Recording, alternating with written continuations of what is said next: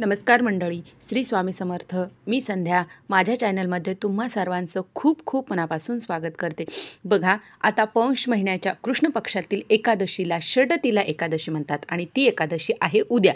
तर या एकादशीला आपल्याला काही प्रभावशाली असे उपाय करायचे आहेत. हे आपल्या दैनंदिन जीवनामध्ये जर आपण हे उपाय केले तर आपल्या जीवनातील जी काही संकट आहेत, दुःख आहेत, ज्या काही परेशानी आहेत त्या सर्व दूर होतील आणि आपल्याला मोक्षप्राप्ती होत असते आणि भगवान विष्णूंचा, माता लक्ष्मीचा कृपा आशीर्वाद कायमस्वरूपी आपल्यावर राहत असतो. इतके प्रभावशाली आणि अगदी छोटे छोटे असे उपाय आहेत जे आपल्याला करायला 5-5 मिनिटं सुद्धा लागणार नाहीत. 1-1 मिनिटाचेच असे हे उपाय आहेत. त्यामुळे सर्वांनी हे उपाय करावेत. तर कुठले आहेत ते उपाय हे जाणून घेण्यासाठी व्हिडिओ अगदी शेवटपर्यंत पहा आणि जर तुम्ही माझ्या चॅनलवरती नवीन असाल तर चॅनलला सबस्क्राईब करा. तर बघा, आता उद्या आहे एकादशी.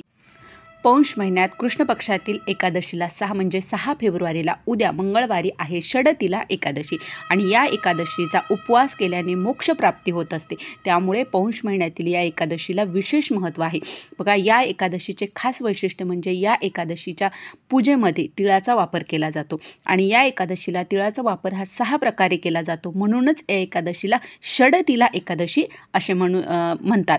बघा, जाणून घेऊया आता ही एकादशीला आपल्याला कुठले उपाय करायचे आहेत.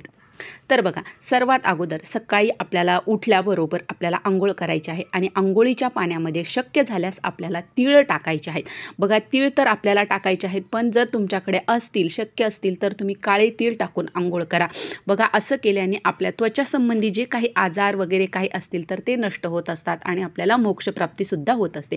त्याच्यानंतर दुसरा उपाय म्हणजे आपल्याला या दिवशी सूर्यदेवाला अर्घ्य द्यायचा आहे आणि सूर्यदेवाला अर्घ्य देत असताना सुद्धा आपल्याला एक तांब्या घ्यायचा, त्यामध्ये पाणी टाकायचं आणि त्यामध्ये सुद्धा आपल्याला काळे तीळ आणि थोडंसं गूळ टाकायचं आहे आणि नंतर सूर्यदेवाला ओम सूर्याय नमः, ओम सूर्याय नमः असं म्हणत तो आपल्याला ते अर्घ्य आपल्याला सूर्यदेवाला द्यायचं आहे.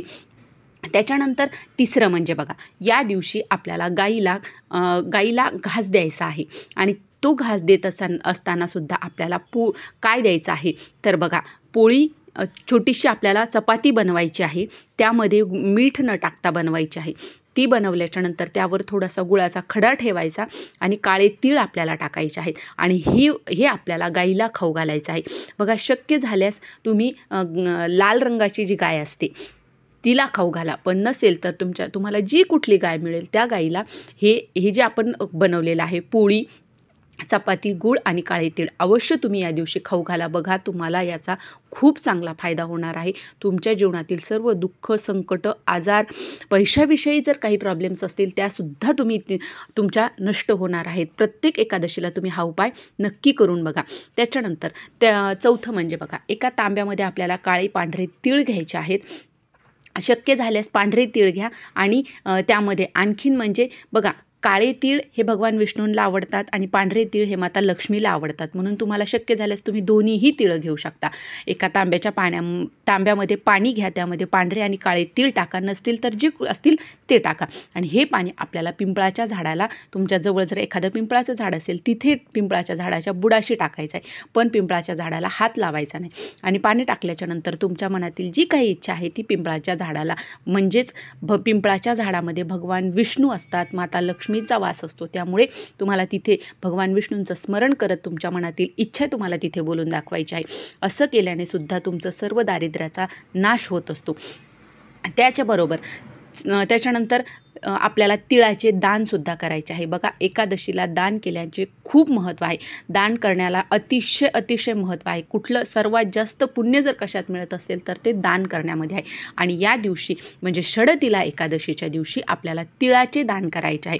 बघा, जसं घडेल तसं, असं नाही की आपल्याला एवढंच द्यायचं आहे तेवढंच द्यायचं आहे. यथाशक्ती आपल्याला जसं घडेल तसं एक तिळाचा लाडू तरी किंवा थोडेसे तीळ तरी, नाहीतर तीळगुळ तरी आपल्याला या दिवशी दान करायचे आहे. असं जेव्हा आपण करतो तेव्हा आपल्या मागचं जी काही दारिद्र्यता आहे ते सर्व आपलं दूर होत असतं आणि आपल्याला सुख समृद्धी लाभत असते. त्यामुळे तिळाचे दान अवश्य करा. त्याच्यानंतर जेवणामध्ये सुद्धा आपल्याला तिळाचा वापर करायचा आहे. बघा, थोडेसे तीळ, तुम्ही तिळाचे लाडू खाऊ शकता, तिळाची चिक्की, काहीतरी, पण आज आपल्याला जेवणामध्ये एकादशीच्या दिवशी तिळाचा वापर अवश्य करायचा आहे. यामुळे सुद्धा आपल्या दारिद्र्याचा नाश होत असतो. या दिवशी तीळ खावे, त्यामुळे सर्व रोगांपासून सुद्धा मुक्ती मिळत असते. आणि त्याच्यानंतर शक्य झाल्यास या दिवशी अवश्य तुम्ही तिळाचे हवन करायचे आहे घरामध्ये. तुम्हाला शक्य झालं तर ओम नमो भगवते वासुदेवाय असं म्हणत तुम्ही घरामध्ये 108 वेळा तिळाचे हवनसुद्धा करू शकता. तर हे तिळाचे काही उपयोग आहेत. जर आपण हे तिळाचे उपयोग षडतिला एकादशीच्या दिवशी केले तर आपलं सौभाग्य राहत असतं. आपल्या घरामध्ये सुख, समृद्धी आणि अखंड लक्ष्मी नांदत असते. भगवान विष्णू माता लक्ष्मीचा कायमस्वरूपी आशीर्वाद आपल्या घरावर राहील. तर ही छोटीशी माहिती होती. षडतिला एकादशीच्या दिवशी काय उपाय करायचे आहेत हे मला तुमच्यापर्यंत पोहोचवायचं होतं. जर तुम्हाला हा व्हिडिओ आवडला असेल तर व्हिडिओला लाईक करा, जास्तीत जास्त लोकांपर्यंत हा व्हिडिओ शेअर करा आणि माझ्या चॅनलला सबस्क्राईब करा. श्री स्वामी समर्थ.